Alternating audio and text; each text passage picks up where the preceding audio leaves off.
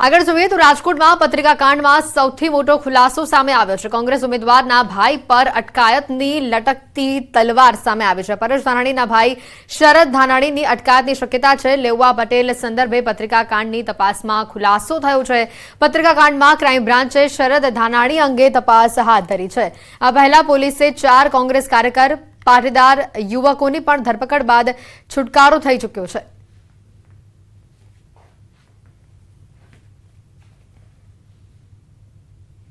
तो पत्रिका वायरलना विवादनो जे मामलो सामे आव्यो छे। शहर कांग्रेस प्रमुख अतुल राजाणीनी प्रतिक्रिया सामे आवी छे। परेश धानाणीना भाईना नामना मुद्दे निवेदन छापवामां आव्युं। खोटुं नाम फसाववामां आव्युं होवानुं निवेदन सामे आव्युं छे।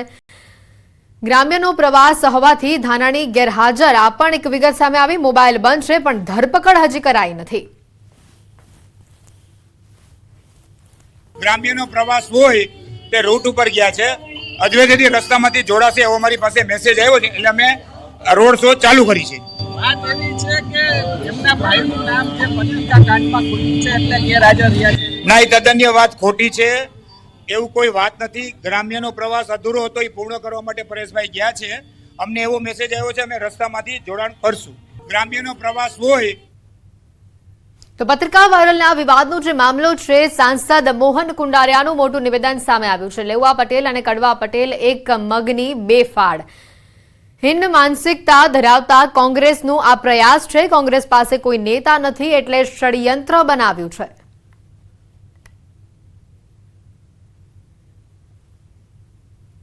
આજે પ્રચારનો અંતિમ દિવસ છે ત્યારે જે છે ભાજપ દ્વારા પણ જોરશોરથી પ્રચાર કરવામાં આવી રહ્યો છે। હાલ આપણી સાથે જે છે સાંસદ મોહનભાઈ કુંડારિયા છે, આપણે એમની સાથે વાત કરીશું। મોહનભાઈ, આજે પ્રચારનો અંતિમ દિવસ કેવો? ખાસ કરીને આજે અમારા રાજકોટ શહેર ભારતીય જનતા પાર્ટીના અધ્યક્ષ મુકેશભાઈ દોશીના નેજાલી છે। 18 વોર્ડની અંદર ઓછામાં ઓછા 300 બાઇકની રેલી બધા વોર્ડની અંદર ફરી 9 વાગ્યાથી 10:30 સુધી 10:30 બધા અહીંયા પધાર્યા છે। અહીંયા અમારા ઉમેદવાર આવવાના છે। પાછી અહીંથી 18 વોટના બાઇકની રેલી પાછી મુખ્ય બજાર ઉપર ફરવાની છે। ખાસ કરીને એક પત્રિકા કાંડ પણ જે છે એ સામે આવી રહ્યું છે। લેવા કડવાનો એક વાદ પણ જે છે કરવામાં આવી રહ્યો છે, શું કહેશો? આ પત્રિકાથી લેવા કરવાનો વાદ નથી થવાનો એટલા માટે હું કહી શકું કે ગઈકાલે આ પત્રિકા 5 દી થયા પર ગઈકાલે જે સંયુક્ત પાટીદાર સમાજનું સંમેલન મળ્યું હતું એમાં અમારા રાજકોટના લેવા પાટીદાર સમાજના મોભીઓ, કડવા પાટીદારના મોભીઓ 250 જણા તો સ્ટેજ ઉપર બેઠા હતા। 15,000થી વધારે લોકો ઉપસ્થિત રહ્યા હતા। આના ઉપરથી નક્કી કહી શકાય કે આ બે સમાજ એક મગની બે ફાઇટ છે અને કોઈ નોખા પાડી શકે એમ નથી। ખાસ કરીને આ નોખા પાડવાનો પ્રયાસ કોના દ્વારા કરવામાં આવી રહ્યો છે, શું કહેશો? એ તો જેની હિન્દ માનસિકતા હોય એવા લોકોનું આ ષડયંત્ર હતું। એના કારણે એને પત્રિકા બહાર પાડી ને કોંગ્રેસની હંમેશા માનસિકતા રહી છે લોકો એને વોટ દે હોય એની પાસે કોઈ મોભી નથી એટલા માટે આવા ટૂંકા કરીને કઈ રીતે વધારે મત લઈ શકાય। પણ અત્યારની પ્રજા શાણી, સમજુ અને વિચારશીલ હોવાના કારણે આ પત્રિકાને કોઈએ ધ્યાનમાં લીધી નથી। ચોક્કસથી આ હતા જે છે અહીંના સાંસદ મોહનભાઈ કુંડારિયા, તેમના દ્વારા જે છે ખાસ કરીને કોંગ્રેસ પર ક્યાંક ને ક્યાંક પ્રહાર કરવામાં આવી રહ્યા છે। તેમજ લેવા અને કડવા પટેલ છે તે એક જ મગની બે ફાટ છે। બંને સમાજ એક હોવાની પણ વાત તેમણે કરી છે। હાર્દિક જોશી, ન્યૂઝ 18 ગુજરાતી, રાજકોટ। રાજકોટ પત્રિકા કાંડ અંગે ભાજપની પ્રતિક્રિયા સામે આવી છે। ભાજપ નેતા ધનસુખ ભંડેરીનું નિવેદન સામે આવ્યું છે। કોંગ્રેસ હાર ભાળી ગઈ એટલે આવા પ્રયાસ કરે છે। કોંગ્રેસ વોર્ડ પ્રમુખ સહિત આગેવાનોના નામ પણ સામે આવ્યા। તપાસમાં દૂધનું દૂધ અને પાણીનું પાણી થશે તેવી પણ વાત સામે આવી। પત્રિકાઓ આવા ચૂંટણી ટાઈમે પ્રોપોગંડા ફેલાવવાનું કોંગ્રેસનું વર્ષો જૂનું કારસ્તાન છે અને આ કૌભાંડકારી કોંગ્રેસ હંમેશા ખુલ્લી પડી ગઈ છે। આ વખતે પણ ખુલ્લી પડી ગઈ અને એટલા માટે હાર ભાળી ગયેલી કોંગ્રેસ આવા વાહિયાત રીતે પ્રયાસો કરી રહી છે। કોંગ્રેસના જ વોર્ડ પ્રમુખ, કોંગ્રેસના મંત્રી, કોંગ્રેસના આગેવાનો આ પત્રિકા રાત્રે વેચતા એવું સીસીટીવી ફૂટેજમાં આવી ગયું છે। પોલીસ તપાસ થઈ રહી છે, તટસ્થ તપાસ થશે અને દૂધનું દૂધ પાણીનું પાણી થશે। પરંતુ કોંગ્રેસ હાર ભાળી ગઈ છે એટલે આવી રીતે આવા હીન પ્રયાસો કરી રહી છે।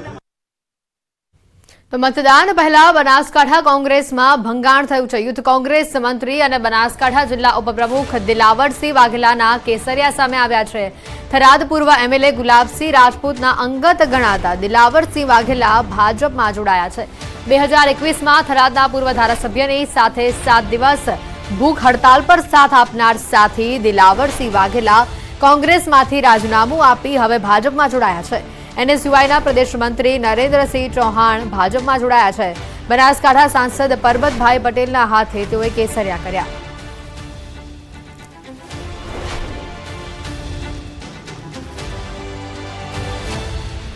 રાજકોટમાં પ્રચારના અંતિમ દિવસે ભાજપનો પ્રચાર તેજ થયેલો જોવા મળી રહ્યો છે. ભાજપના ઉમેદવાર પરસોત્તમ રૂપાલાના સમર્થનમાં બહુમાળી ચોક ખાતેથી શહેરના વિવિધ માર્ગો પર વિશાળ બાઇક રેલી યોજાઈ. ભાજપના આગેવાનો સાથે કાર્યકર્તાઓ અને મોટી સંખ્યામાં સ્થાનિક લોકો પણ રેલીમાં જોડાયા હતા.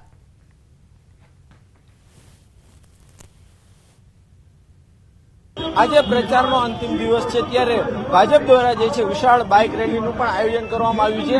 ખાસ કરીને વાત કરવામાં આવે તો અત્યારે જે છે મોટી સંખ્યામાં જે છે બાઇક ચાલકો જે બાઇક રેલી છે તે નીકળી રહી છે. આપ દ્રશ્યોમાં પણ જોઈ શકો છો કે જે રીતના અહીંયા જે છે વિશાળ બાઇક રેલી છે તે નીકળી રહી છે.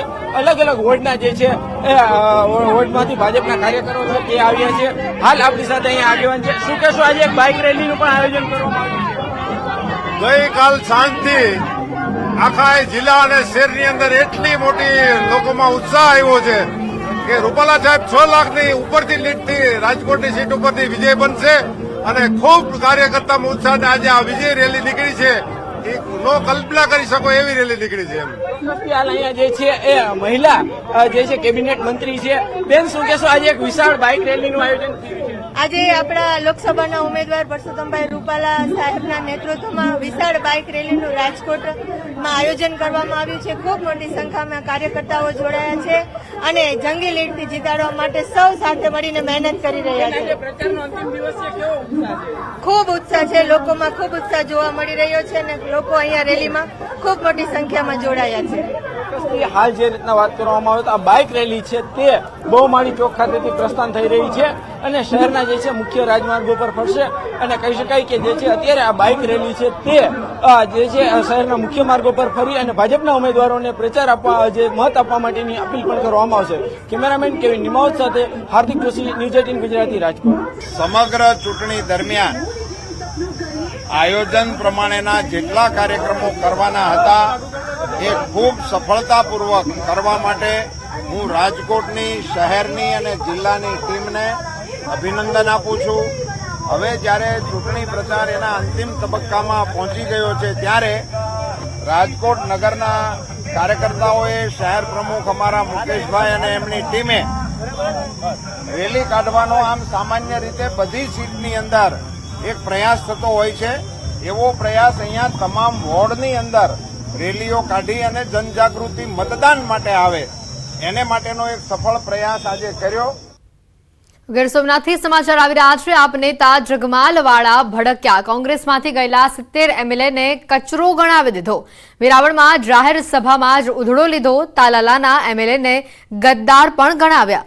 તો વાલિયા લૂંટારા હવે વાલ્મીકી ઋષિ બની ગયા. ભૂતકાળમાં વેરાવળમાં ગુંડાગીરીને અમે નાબૂદ કરી છે, ભાજપે નહીં. આ વાત પણ તેઓએ કહી. સાથે ઉમેર્યું કે હીરા ચોટવાના સમર્થનમાં જાહેર સભાનું આયોજન પણ કરવામાં આવ્યું હતું. ઉપાડો આદરો અને આમાં કોંગ્રેસનો કસરો જ કરી ગયો. આખો 70 ધારાસભ્યો તો કોંગ્રેસના એમાં ઘૂસી ગયા. 70 અને આખા સૌરાષ્ટ્રમાં અત્યારે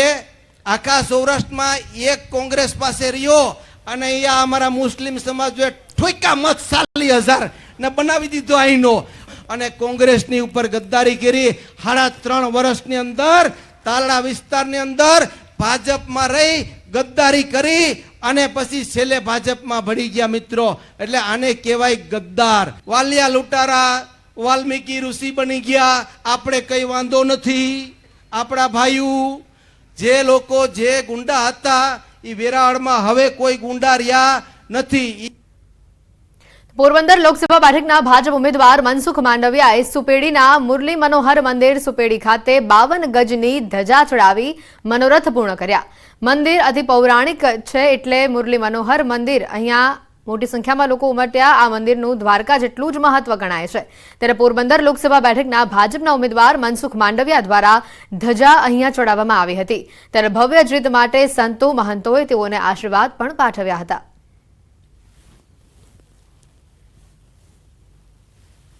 આ દેશ મહાભારત, રામાયણ અને ગીતાનો દેશ છે. આ દેશની અંદર લોકોના કલ્યાણ માટે, પોતાના મોક્ષાર્થ માટે આવા ધર્મસ્થાનોથી અને ઉપદેશકો દ્વારા સમયે સમયે સમાજને માર્ગદર્શન થતું રહે છે. આજનો જે મનોરથ હતો એ પોરબંદર વિસ્તારના મનસુખભાઈ માંડવિયા કે એમનો ધજાજી મનોરથ હતો. એ મનોરથ વિશેષ એમના આટલાના સમયનો અભાવ છતાં પ્રભુની કૃપાથી એમનો મનોરથ સરસ મજાનો પરિપૂર્ણ કર્યો. આ મંદિરની વિશેષતા એ છે કે રોજ એક નીતિ એક ધજા 52 ગજના ચડે છે.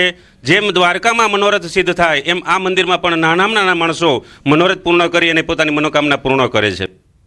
મહેસાણા શહેરમાં ભાજપની વિજય વિશ્વાસ રેલી યોજાઈ. ચૂંટણી પ્રચારના છેલ્લા દિવસે ભાજપની ભવ્ય બાઇક રેલીનું આયોજન સામે આવ્યું. ભાજપના હરિભાઈ પટેલની મહેસાણામાં વિજય વિશ્વાસ રેલી સામે આવી. કેન્દ્રીય મંત્રી રાજ્યવર્ધન રાઠોડ આ રેલીમાં ઉપસ્થિત રહ્યા હતા. મહેસાણાના વિવિધ 27 વિસ્તારથી આ રેલી પસાર થશે. મોટી સંખ્યામાં હરિભાઈ પટેલના સમર્થનમાં કાર્યકર્તાઓ આ બાઇક રેલીમાં જોડાયા હતા. 2 કિલોમીટર લાંબી આ બાઇક રેલી યોજાઈ હતી. મહેસાણા શહેરની અંદર તમામ કાર્યકર્તાઓ ઉમંગ અને ઉત્સાહથી જોડાયા છે અને એક આનંદનું લાગણી અને એક જોશ લાવવા માટે એક આખા મહેસાણા શહેરની અંદર સુંદર વાતાવરણ ઊભું થયું છે. તો કરડિયા રાજપૂત સમાજનું ભાજપને સમર્થન સામે આવ્યું છે. અખબારોના માધ્યમથી હૃદયપૂર્વક ટેકો જાહેર આ પ્રકારની વાત સામે આવી. પીએમ મોદી સાથે ઉભા રહેવા નિર્ધાર કર્યો. જ્ઞાતિ જાતિ ધર્મથી પરે પહેલા આપણે ભારતીય. ભાજપને મત આપવાની પણ અપીલ કરી.